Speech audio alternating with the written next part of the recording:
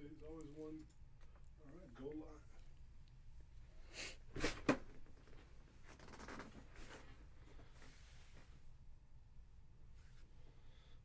Okay, let's see.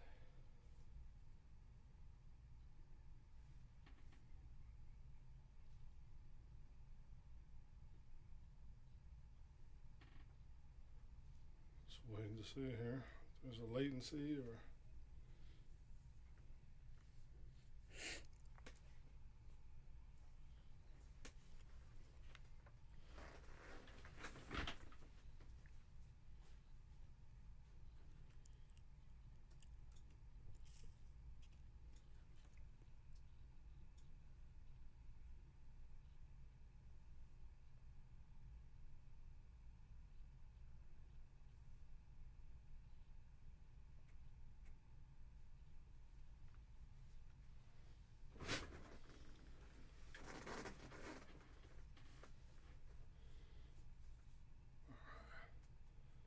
See some signs of life. Yeah. Just checking the. Hey, look at I even set it up, man. Where like the audio is on the right, and you're on the right, Okay. and I'm on the left. Well, it's off to a good start. I gotta, like I said, man. I'm gonna do a behind the scenes little picture, man, because people gotta understand. My office has been taken over, man. It looks like this just absolutely crazy. There's wires everywhere. Yeah, the amount of bid'ah sorcery that it took, man, Hey. to make this happen. Bismillah, alhamdulillah, wassalatu wassalam ala rasulillah. Welcome to the first inaugural launch. I mean, we're at episode 19. It took us 19 episodes to figure out how to make this thing stream live. Well, technology moves pretty fast, so we're just. And we on a hood budget too. You know what I mean? So like, we had to have a bake sale. Boulevard Brothers. You know, yeah, Boulevard. We had to have a bake sale and a whole bunch of stuff, man, to make this work. So, But we're there. We're here. Alhamdulillah. We made it. Alhamdulillah. Bismillah. We made it. Allahu Akbar. So what are we talking about today here? Well, you know, I was coming. Interestingly enough, and as we might know, the Quran will speak to everybody at their level for every given moment or given time. And in this time, with the different escalations of protesting that we've been witnessing throughout America for Gaza and you name it, but in particular, Gaza, Allah subhanahu wa ta'ala speaks about the youth in grabbing hold. They're like sometimes the first to grab hold of the message from the Anbiya. Yes. We saw it with Ali. He was quick to it, like the first, right? Right. Of the youth, male youth. And so in light of that, we've seen, I guess throughout history, college campuses or universities are also a ground zero sometimes for different movements. Sure. And it's interesting that that's consistent through different countries. Yes. You've seen what Tiananmen Square in China, Yeah. and it just continuously you might see this outgrowth of revolution and things of that nature. But in Surah Yunus, and you might want to read that one out for us. Right. But Allah talks about how it was just the youth, or some of the youth that had followed Musa, alayhi salam. So I'm gonna let you run with it right there. So yeah, this is from the 83rd verse of the 10th chapter, Surah Yunus, and Allah says, Bismillah ar-Rahman ar-Rahim.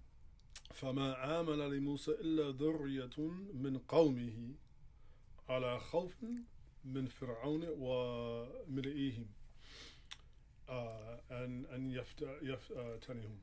So the verse reads that it was none other except for a group of youth that took to follow, that believed in Moses and that took to following him from his people. Now we're going to come back to min qawmihi because there's a thing about, well, the he in his people, right? Who does that refer to? Right. Because we'll see that the commentators have said that that could refer to from amongst the people of Moses or from amongst the people of Fir'aun. But it was the youth. إِلَّا ذُرِّيَةٌ مِنْ قَوْمِهِ عَلَى خَوْفٍ مِنْ فِرْعَوْنِ وَمَلَئِهِمْ أَنْ يَفْتِنَهُمْ, that they would be persecuted, that they would be put to a test. So even though they were being persecuted, they were witnessing injustice. It was also the young people at the time of Musa alayhi salam, of Moses, that jumped up to respond to the call of belief, which of course then is a call to action for justice. And so Ibn Juzay al-Kalbi, rahimahullah, one of the great commentators of the Quran, he wrote something interesting, and I like his because it's sort of succinct. But he goes to his people. Now, who do you mean his people? Yeah. So he said, for instance, it could be that in the إِلَّا ذُرِّيَةٌ مِنْ قَوْمِهِ يعني قَوْمِ Musa, it could have been the youth from Bani Israel. Right. Right. It could have been some youth from Bani Israel. But he also said that it could have been youth from amongst the people of Fir'aun. Okay. Right, that it could have also been amongst the youth of the people of Fir'aun, meaning that they weren't Jews, they were not from Bani Israel, but they responded to Iman, they responded to the call of faith, to Tawheed, to Islam, and this is not unlike the magicians of Fir'aun's court. Right. Right, that when they had their contest, at the end they said, no, we believe in the Lord of Moses, we believe in the Lord of Musa alayhi salam. Even under the pain of death, where Fir'aun was like, I will torture you, I'll kill you. They're like, you can do with us whatever you want. We believe in the Lord of Moses. And so I thought this was actually important because what we're seeing today is youth, Muslim youth, non-Muslim youth. Yeah, interesting. Jewish youth, right? There's a lot of young Jews that are standing up and saying, nah, man. Yeah. Nah, this is not happening, this is not cool. This is barbaric. This is dhulam. This is oppression. And so there is something about the mindset, or as you have sometimes said, the heart set, right? The disposition of young people, because you're more flexible. You know, at my age, man, bro, you got to get some glucosamine in you. You got to stretch.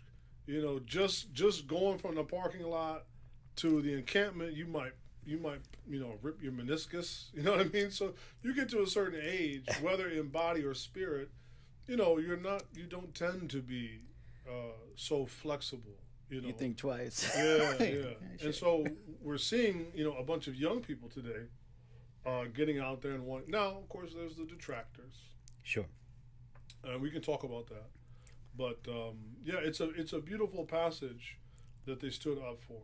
Well, what dawned on me was that in some of the translations, there's this idea that while fearing Pharaoh and his chiefs, or in one translation, his establishment, this whole infrastructure that, his apparatus, and when you name it, Americans today. And it's not just Fir'aun. Fir'aun what? وَمَلَئِهِمْ. Fir'aun and his boys. Right. Fir'aun and his chiefs. Fir'aun and his cronies. So, it's not just like. No, yeah. It's kind of like what we see today.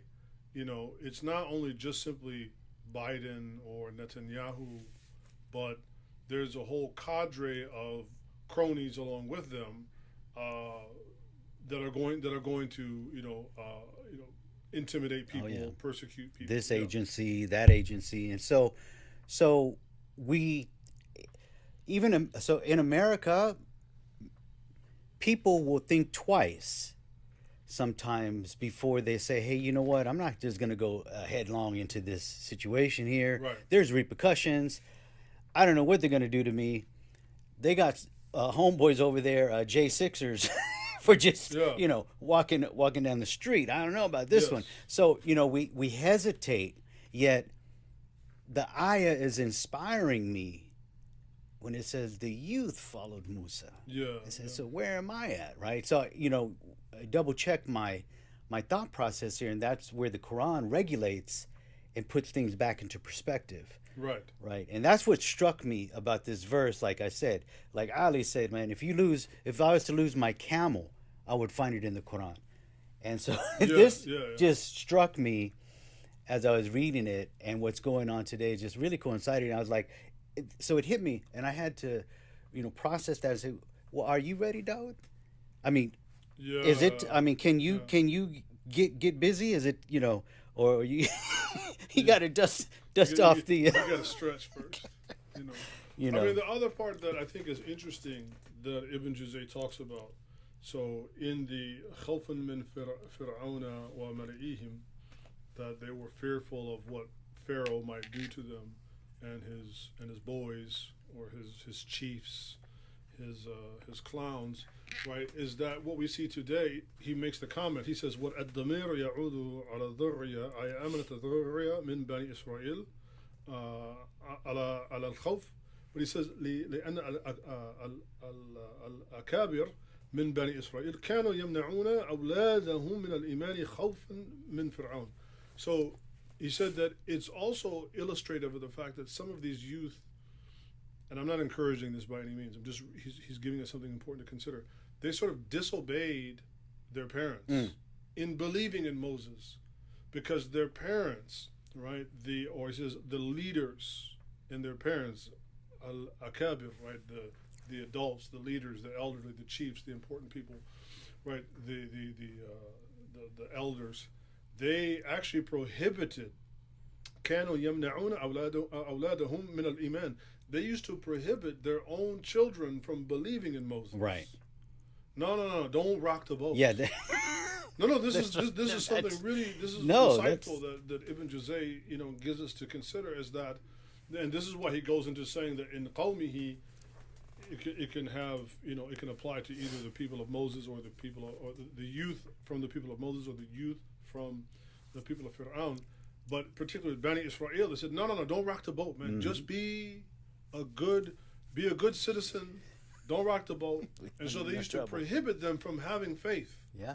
And so this is giving me something to ponder, that, man. and I know that this might, it might sting, but I'm saying this, not to beat anybody down, but I've observed over the last 35 years of being Muslim, there has been a tendency of Muslims from abroad, when it comes to their kids, that they've wanted to always play it safe, right? They've always wanted to play it safe, and so they don't want them to, they're worried, if they go on campus, I want you just to focus on these things or focus on that things. And so I wonder have we been building a certain mentality in our youth to essentially only focus on dunya and not to care about things, just focus on your job, just focus on making the money, but then not realizing that may come back to bite us in the butt, right? That could come back and have implications, that we build a generation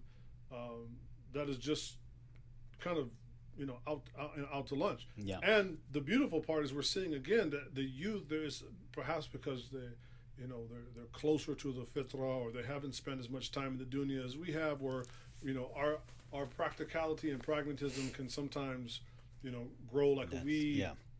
And so it's interesting that he notes that from the elders of Bani Israel used to prohibit them from believing in Moses, even though he knew that he was indeed sent to them as a messenger, and he's sent to be their liberator. But it's like, hey man, don't rock the boat.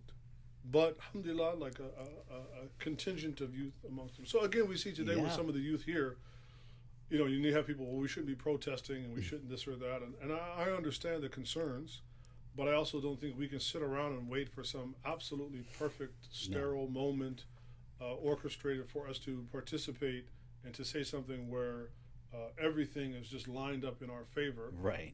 It's an important moment, and more importantly, you see Muslim youth responding to the issue because they are believers, Right.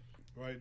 This grave injustice is something that resonates with their iman, and they're having the correct response. Now, are they doing everything perfect by the book?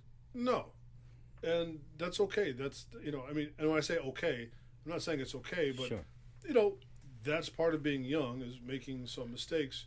So we have to be there, I think, to try to guide them, and it's a tricky situation. I myself have been concerned that, sure, if you go down and you go to some protest, the next thing you know, you got some dude standing next to you with blue hair, talking about, I have 87 pronouns that I identify with, and queers for Palestine and that kind of thing. That, sure, that can, you're not like, no, I ain't co-signing that, right? Again, though, we cannot wait for everything to be perfectly orchestrated Right. to reflect our values as Muslims. That we have to make our presence felt. I do believe we need to do a greater job of articulating that we are doing this not for humanity. We are not doing this for any other reason other than for the pleasure of Allah, and that this is a violation of the rights of Allah. Right? Netanyahu, the Zionists, the Israel, they are violating the huquq of Allah, of His ibad. They're violating the rights of Allah's creation, and rightfully so. We are feeling incensed over it. That's right. And so these events, and there's been many, but in my head, I've always said, okay, there's going to get to a point where there's, in this country and throughout the world, there's this, as we know, a battle in haq. Yeah. There is this, hey, it's this side or that side. There's no more in between. Where are you at? Yes. And so the psychological preparedness, I think, that Muslims need to assume is not only present, it's now, but should have been looked at quite a long time. But we got cozy. Yes. We got comfortable in our intel positions, and our Yes. our wherever we might be in our work life and in our home life, and just kind of melting in, as they say, the fabric of America, and just getting kind of cozy here, and things are all good. And no, as a minority, so-called minority, we've seen turbulence like continuously, whether that was by our own hand or brought on you, and now it's at our doorstep. And so the psychological preparedness is something that I think is shocking a lot of people, compounding that with economic disparity and disaster, food. I mean, it's like hitting us on all fronts, Yes. humans in general. But so that's one of the key point I wanted to bring about based off of that ayah, is that these youth said, we ain't got nothing to lose. Right. Right. Mom, Dad, love you. And the fact that, at least particularly those that we're talking about in the verse here from the Quran, they were right to respond to the call of faith. Yes. And so, likewise, again, I'm not saying that there are not legitimate criticisms against protesting.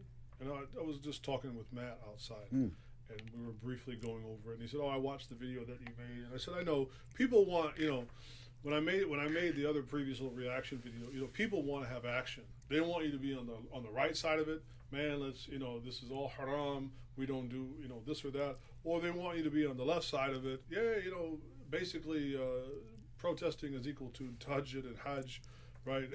And so they want you to square off because people like that kind of contest. They like that, Right. I said, no, I'm trying to be somewhere in the middle, that I don't believe that it is haram to protest, because there's nothing that explicitly forbids this, right? Now, are there ways that you can protest that it's definitely not permissible? Or, yeah, of course, that goes without saying, like defacing property, damaging property. This is not possible. And this is a legitimate concern that if we are going to go into those spaces, that if we're not doing our due diligence to separate ourselves from those other more extreme ideologies that have their take on protest, then yes, I think that's a legitimate concern.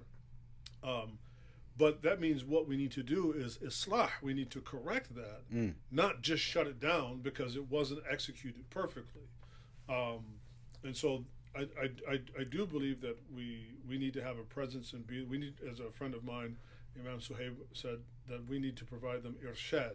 We need to, the imams and the tulab al-ilm, the students of knowledge, need to be there to counsel them to look. We have, whatever we do, it has to be with ihsan. Right. It has to be done with excellence. It has to be done in a way that is pleasing to Allah, and that one, we never have an ends justify the means attitude. Two, it's going to be whatever Allah decides it to be. So we believe He is Mudabbir al-Amr, that Allah is in charge of the affairs of the world, and that whether or not Allah decides to give them a fath or not, a success, tawfiq, that's Allah's affair. But we're there because we are people that stand up for justice. You know, we're the best ummah for this. Ta'muruna bil ma'ruf wa tanhauna 'anil munkar. So we should be there for that. You know, we are the best community that is to be there to command people to good and forbid them from doing evil. So I think that people that want to square off on these two sides, or they say, oh, you know, protesting is completely ineffective. I think history would beg to differ with that. And I'm not trying to overblow the potential efficacy of protesting.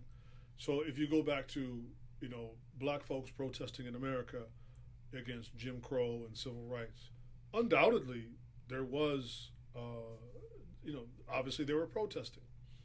And I think it would be historically like a historical miscarriage to say that their protesting was completely ineffectual. I think that would be horrible to say.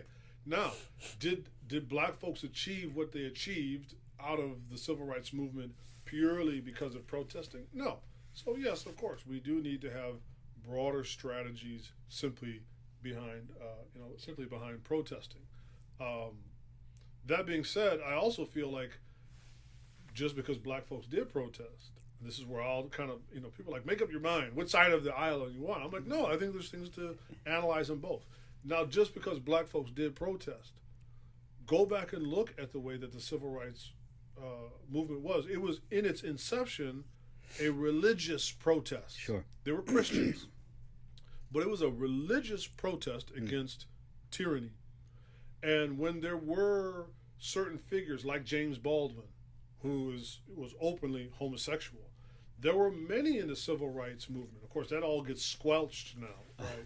But there were many in the civil rights movement that were like, no, we are doing this as God-fearing Christians based upon normative Christian morality and theology, and we're not going to go out here and march, and then now this other stuff is going to get included in it. So that's what I mean. Like, I think if you're going to use that history as some type of precedent, then you need to know the history.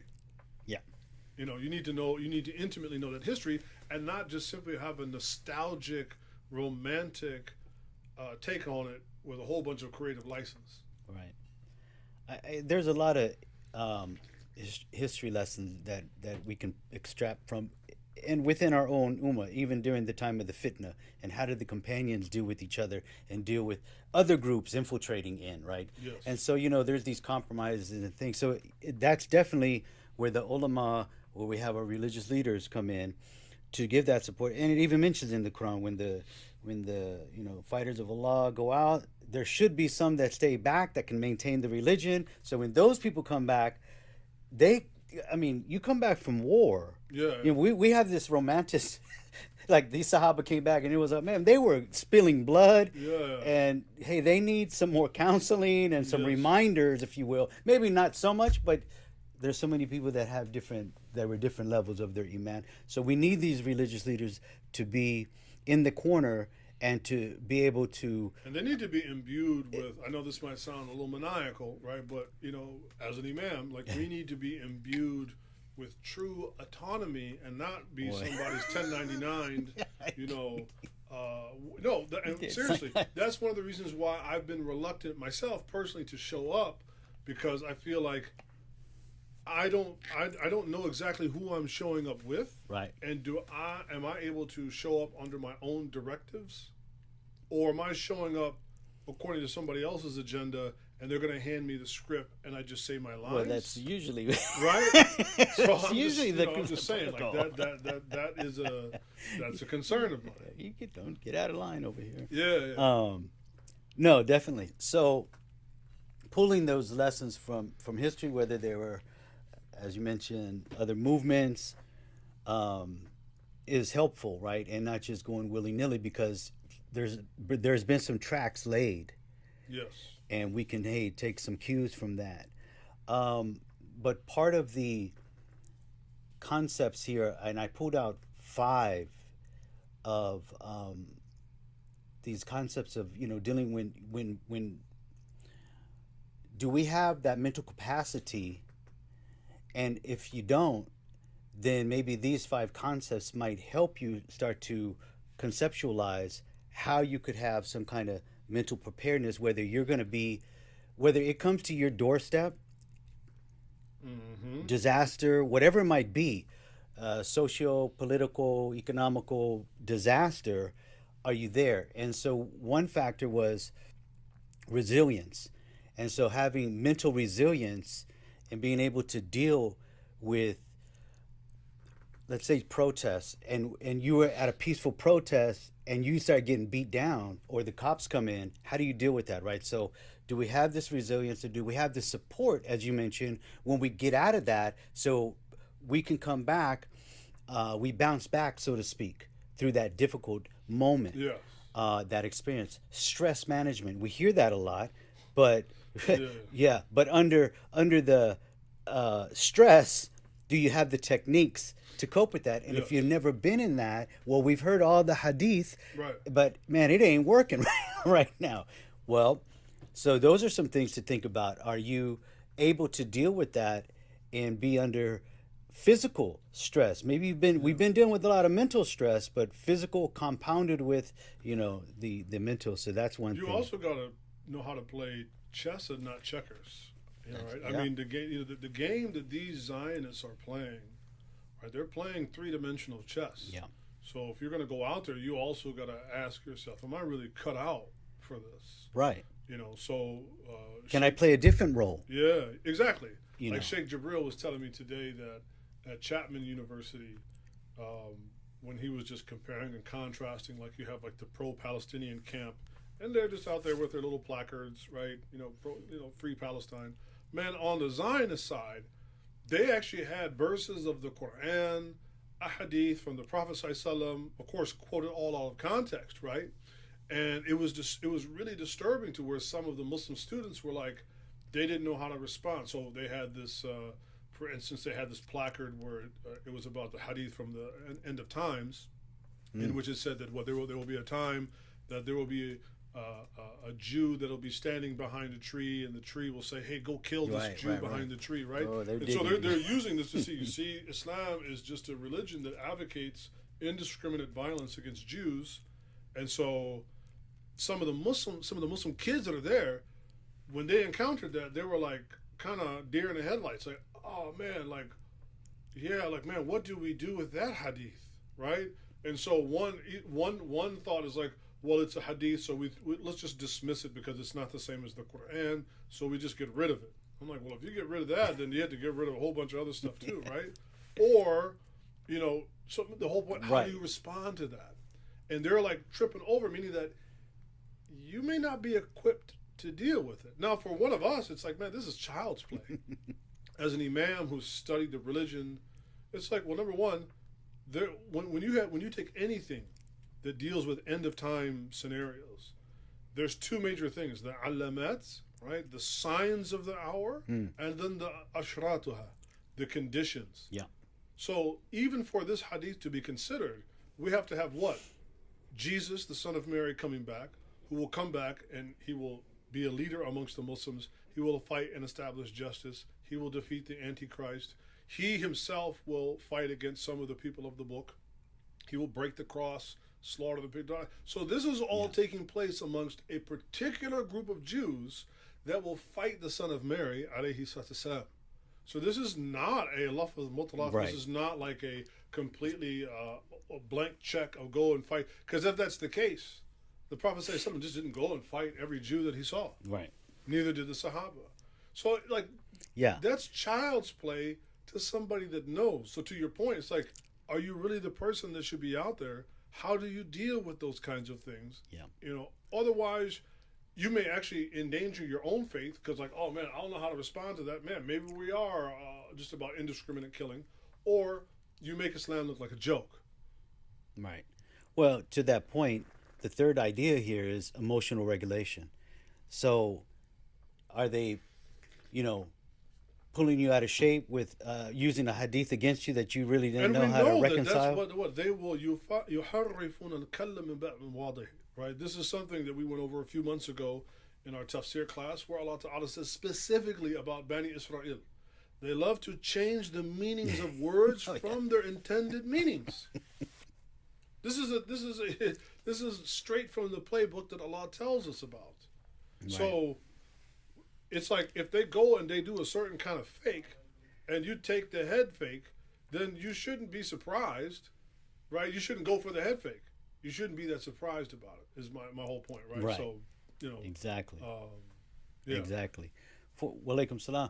Fourth concept, group dynamics and solidarity. So are we coming in as one cohesive unit, or is it kind of willy-nilly? Hey, come on. Hey, you know, we're going down this weekend. Why don't you? So again, there's some thought processes that should take place. And, it's organic. It's like they're learning. It's something new. They're experiencing things that they've never experienced and being confronted with things that... Yes. And there should be somebody there, again, to help kind of guide them. And this is where I push back a little bit on the youth. Great. Inshallah, as the imams, we want to be there with you. We want to support you. But that means you are going to have to relinquish some of your headstrong nature and recognize the temperance that we might bring. One example was... and we've seen these cowards, these Zionist cowards, going specifically after women. It's just like in Palestine. Yeah. They love to fight women and children. They don't like to fight men. So they've been physically attacking and intimidating Muslim women. And so I had made a statement the other day. I said, it's the responsibility of Muslim men to provide safety and security for the vulnerable in our community, women, children, and the elderly. That, however, will entail maybe that women shouldn't be going to these protests, especially by themselves, if there's not a means for security to be provided for them. Sure. And that maybe they don't need to be there in the front ranks. Now, of course, you come out and say this kind of thing. Oh, no, look, here's this old fuddy-duddy, Marc Manley. He's one of these, nobody wants to hear that kind of thing. So on one hand, it's like you're kind of like damned if you do or damned if you don't. If you don't go down, or you say, look, I would come down, but we need to change our strategy of how we do it, well, you're not really supporting the youth. But then if you do want to come out, but you say, well, we have to do it this way, then people don't like being told what to do. It's like, well, if, like you said, if we're going to have unity, then it shouldn't be that big of a deal for you to like check your ego and recognize, like, look, we're going to go do this, but we're going to do it the right way. And that might mean that you're not the quarterback. It's okay. We're all rooting for the same team. We have one objective. We got one objective. We're all rooting for the same team. It shouldn't be that big of a deal. So, I caught a little fire when I said, personally, I don't think Muslim women should be down there, because these clowns have shown they have absolutely no qualms whatsoever of physically attacking and intimidating women. Well, I'm sorry. No problem. If I'm going to be a protector of women, part of that is not putting them in harm's way. Yeah. If I'm going to be a protector of children, not to put them in harm's way to begin with. Now, people may not like the way that sounds, but that's what it is. Right. No, I get it. And so that's part of the last concept here, which is crisis management. And do we have effective communication? Are you able to de-escalate certain situations? Right. And so these are just a few of the basic but integral parts of, any type of I'll use the broader sense of the idea here of revolution, if you want. But I mean, is this even happening within our own family structure, with our own, small communities that we might have. Are we really ready for disaster when it strikes? There we went out to it. That's fine. But how about when we're unaware? And again, mental preparedness, we might be lacking in that because we've been asleep for a while, and just on auto cruise, So there are some things to think about. But again, the more striking idea here was that the youth, more often than not, are the ones who get out there, and that insightful explanation of that generally it's the parents that are trying to rein in, hey, like, don't rock the boat, everything's sweet right now, we don't want no problems. We saw this with the Quraysh and their children when they were starting to follow the messenger. They're like, hey man, don't rock the boat. You know what, you're messing up everything over here. And they're and that is, I think that's a legitimate thing that we need to talk about, is that, of course, like, naturally we don't want to put our children in harm's way. We want good for our children.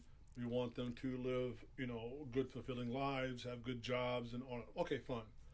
But at the same time, we don't want to inculcate a spirit of such extreme pragmatism that it becomes all about this life, right? And that we turn a blind eye to legitimate issues. And then two, like, we need to be perhaps a bit more consistent of what we do get enraged about.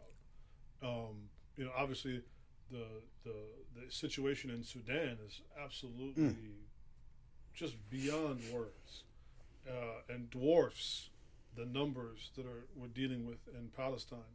But because of the media's role and the imagery coming out of it, it's naturally impacted us in such more of a visceral way. But I think, we want to be really careful of conditioning, almost like Pavlovian conditioning of our kids to, when there's some type of authority that's, oh, don't worry. Like, I mean, honestly, like last week I was in a couple of these, imams meetings, and then privy to some other meetings, and there were people that say, hey, look, man, we got to, we need to respond to these Zionists about this or that. And people are like, yo, man, they're getting ready to pass this law, and they're going to come after our nonprofit status, and they're going to maybe, do something to our families overseas. And I was like, man, shame on you, man. No, you want to wear the big boy clothes and the big boy britches and sit in the big boy chair so you can go and tell everybody that you're a big boy now. But then when it really comes down to something, the first thing you start thinking about, you start thinking like a little boy. Well, maybe you shouldn't be sitting in that chair. This is really despicable that we're going to worry about. Number one, they can pass all kinds of bills. A bill is not the same as a law. Right. Right? Because I can tell you right now, it would be very hard for the Supreme Court to substantiate that ruling that criticizing Israel is somehow illegal. I mean, this is an intimidation factor. And this is not unlike that verse in the Quran when it talked about, again, confronting the kuffar, confronting injustice. Right. And they were like, no, we don't want to, that we don't want to break off our wilaya with them, our alliance and our allegiance with them, because it might change our fortunes. Yes. Yeah. Right? And those believers that did so were heavily chastised by Allah Ta'ala in the Quran to change their thinking. So that was another meeting you got kicked out of? Yeah. You're not invited again. I wasn't even invited. I'm more like the spook that sat at the door. I'm the imam that sat by the minbar. So I kind of have my ear to the ground, or people feed me certain information, but no, they ain't inviting me because we can't have him coming in. I don't get invited to the family picnic, man. Tell it like it is. I love it.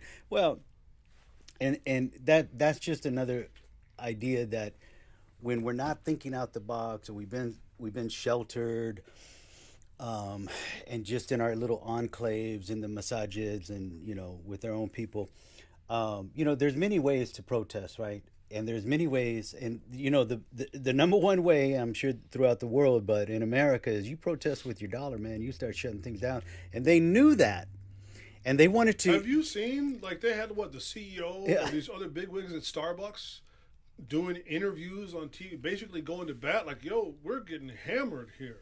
So again, when you have certain people protesting doesn't change, it does change. Trust me. If you start Just with that dollar. there's a reason why, from the uslub or the style in which the Quran speaks, when Allah Ta'ala does talk about jihad, and jihad is a real thing. It is a real thing. It can be kinetic, it can be non-kinetic, but fighting, struggling in the way of Allah is a real thing. Right. And Muslims need to get comfortable with that and stop apologizing for it. And the fact that Allah Ta'ala says consistently, تُجَاهِدُونَ فِي سَبِيلِ اللَّهِ بِأَمْوَالِكُمْ. Right? Fight and struggle in the way of Allah. First and foremost, with your money. Only then, I said, what? وَأَنفُسِكُمْ. And if necessary, then physically. But first, there's a lot that you can do. Matter of fact, there's certain things you can only accomplish with money. So Allah mentions it first. Fight and struggle and confront injustices with your wealth. Right. And so we see, man, Starbucks is reeling, especially on the global scene, because they've already tapped out, the American market. I mean, I think they put a Starbucks pretty much everywhere you could put one. So they're looking to the global south, right, to try to expand their market. And when this thing jumped off, and they didn't want to be it wasn't even just like you need to be pro-Palestinian, and they were trying to, no, man, they suffered. They have suffered and could suffer much more mightily, and not just Starbucks. I mean, all of these companies could suffer mightily from it. Yeah. So I think putting our money where our mouth is important as well. Definitely putting the money where the mouth is, and I would imagine the most important thing is, as we mentioned before, that interesting acronym SOC, and that's the self-organizing communities. Well, we don't really need to, organically do that. We're a community as it is, but are we really organizing? And so a few within your own masajids, brothers, sisters, get together and start really wargaming and thinking these things out, like, what can we do and how can we be prepared? And you start with those, questions, and you bring the solution to it, because it seems as though it's getting real in America. It's getting really real economically. What are these floods going on around? It's getting real, like, just throughout the globe here. And are we prepared? And we've talked about this a lot, since we even moved into this part, open up middle ground here, of what can we do? Are we prepared for? Do we have a generator ready? Do we have some other alternative communication that we can do? Do we have a game plan where we can meet? Let's say there was an earthquake, where all our families could go real quickly, and just kind of regroup. Right. As opposed to, well, we just go pray 5 times a day and then we split and we're on our own. So those are some things to think about, community at large here, and focusing on that mental preparedness and the physical preparedness. And I think a part of being the way that SOC would work in the Muslim context, we need to organize too, where we have a ongoing, legitimate, serious, consistent commitment to studying Islam, studying the Book of Allah, first and foremost, studying the life of the Prophet ﷺ, versus just simply winging it. Yeah. We are always winging our Islam, and so I think, that's why when I was talking today with Sheikh Jibril, just saying, like, how many of, there were a few, but like, how many of these encampments are organizing as Muslims, being like, okay, we're going to pray Asr at this time, we're going to be praying Maghrib, we're going to, if you're sleeping in a tent overnight, are we praying Tahajjud? Are we putting our head on the mat and begging Allah Ta'ala to change this situation? Allah. Or do we think that the protesting is going to change it in and of itself? Right. Like the staff of Moses, right? Was it the staff that did everything, right? Or was it just simply, that was for us to have like a what they call it in films, like a MacGuffin. It's a kind of a focus, right? But it's Allah Ta'ala that changed things, Yes. right? Yes. Yes. Yeah. Well, the interesting thing that I've seen across the board now, especially through social media, well, in particular, different YouTube channels, that the the least you would think of YouTubers coming out and kind of protesting and voicing a good opinion in regards to what's going on in Gaza and just the oppression of America and the Zionists, um, it's kind of becoming pervasive, these different YouTubers, right? And which is a good sign. I mean, that's kind of a good sign. They're realizing that, like Jimmy Dore, uh, I mean, you got to dance around some of the stuff, but the fact that they're even voicing that and admit, hey, we might be getting kicked off, but you know what? This has got to end.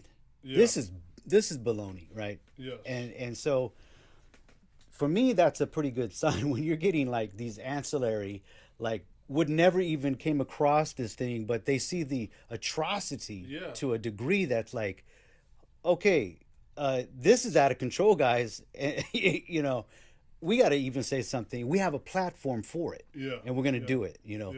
So it's like, where are we at then? That's what I mean. I do feel like as okay, fine. We all want to be at these protests, and it's a major moment. But what is the long-term strategy for this? Because protesting alone isn't going to change. Just as it wasn't protesting alone that eventually gave black folks the rights that they can enjoy today. It wasn't purely through that, though. If they hadn't gone out and did what they did, then obviously it may not have worked.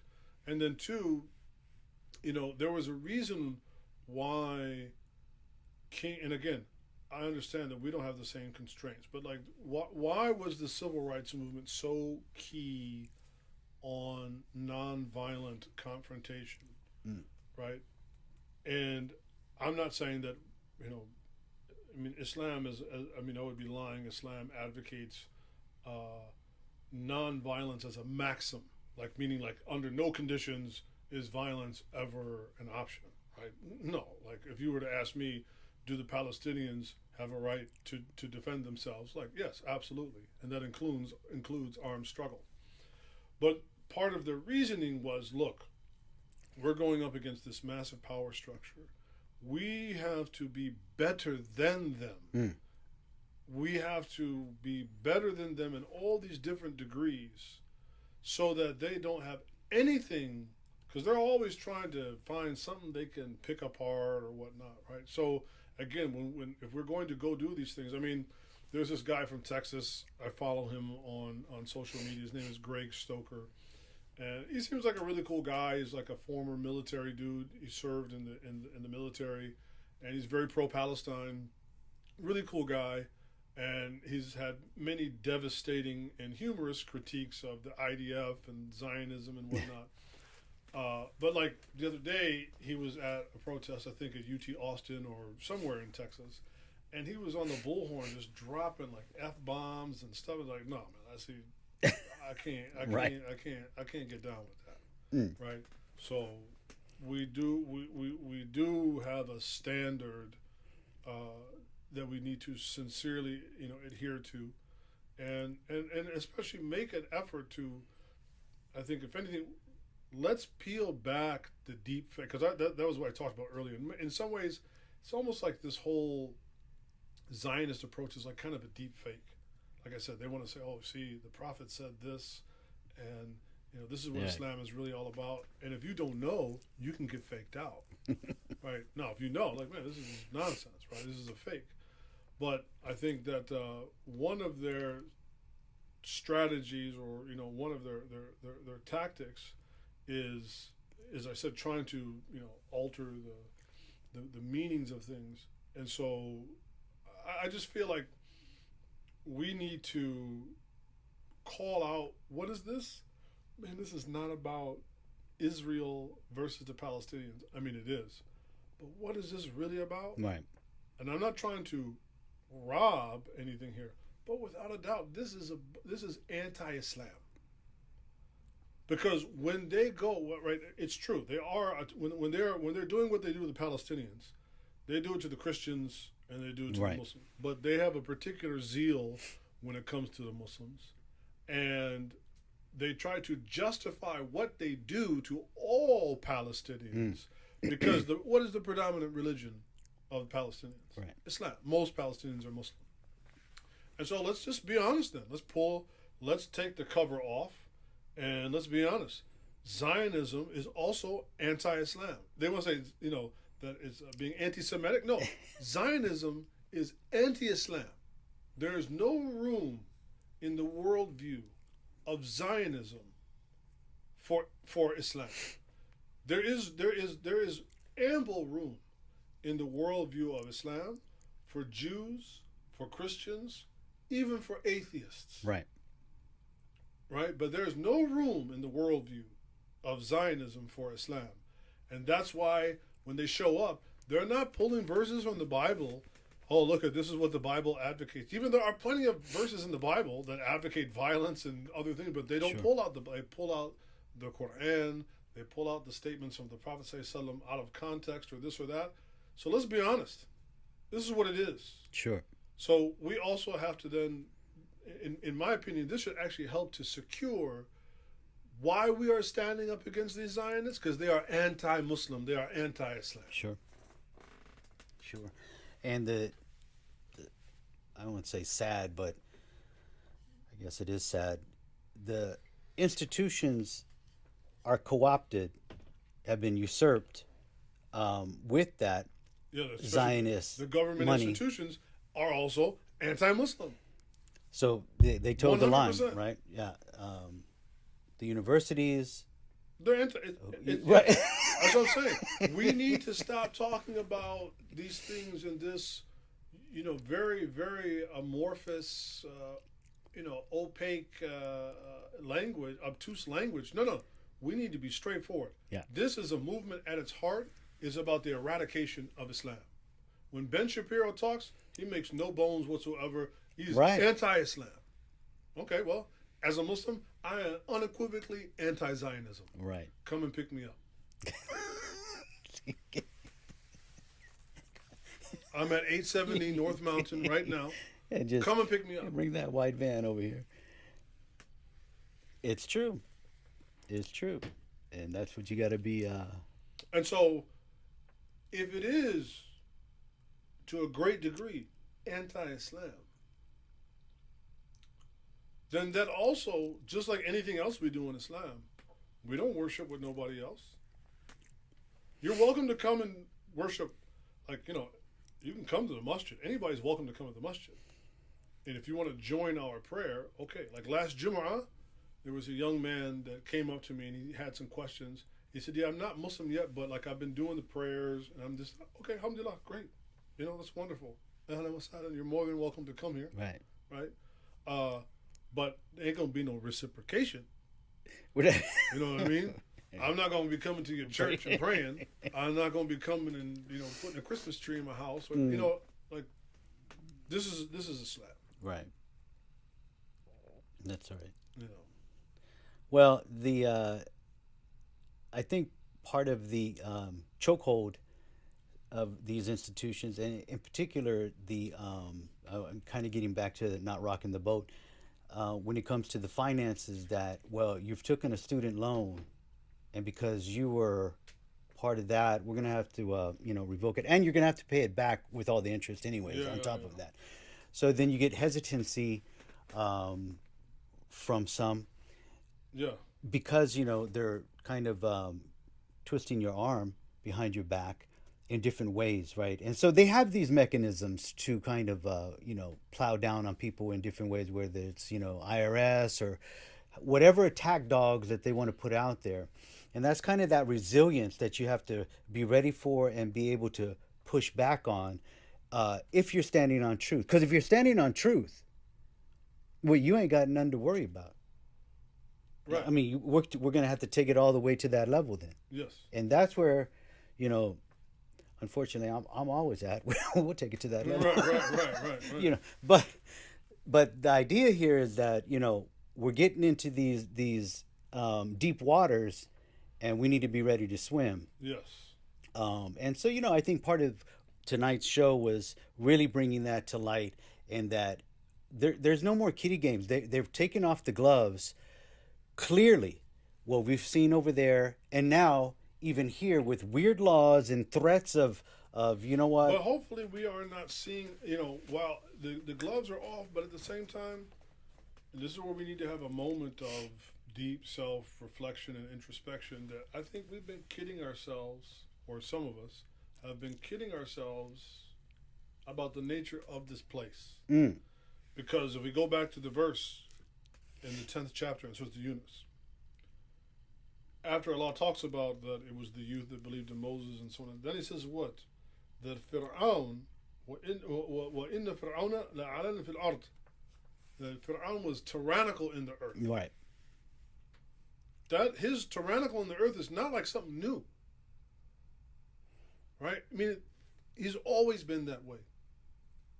Right? That he was إِنَّهُ لَعَلَنَ فِي الْأَرْضِ وَإِنَّهُ لَمِنَ الْمُسْرِفِينَ. And he is a person that is just a constant evil-doing person. And that his actions have caused bloodshed, chaos, corruption, on and on. And that ain't nothing new with this country. And that's where, for some of these so-called red-pilled Muslims, look, making critiques against the liberals is easy, low-hanging fruit. And I'm not saying we shouldn't do it. Easy, low-hanging fruit. No moral consistency.